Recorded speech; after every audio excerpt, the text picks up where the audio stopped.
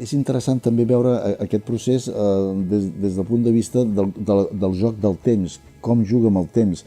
Quan ell té la malaltia i, per tant, la malaltia pot abocar a la mort, el futur desapareix de la seva poesia. No hi ha futur.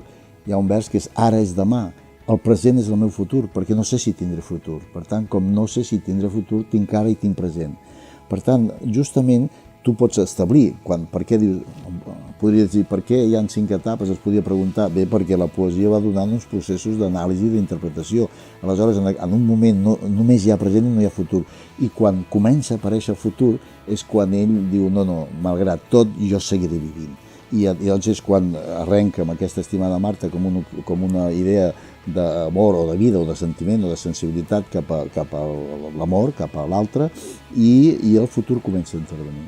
I aleshores el futur intervé i el verd en futur comença a aparèixer quan havia desaparegut, amb la qual cosa ell torna a tenir la imatge de que, malgrat tot, viurà.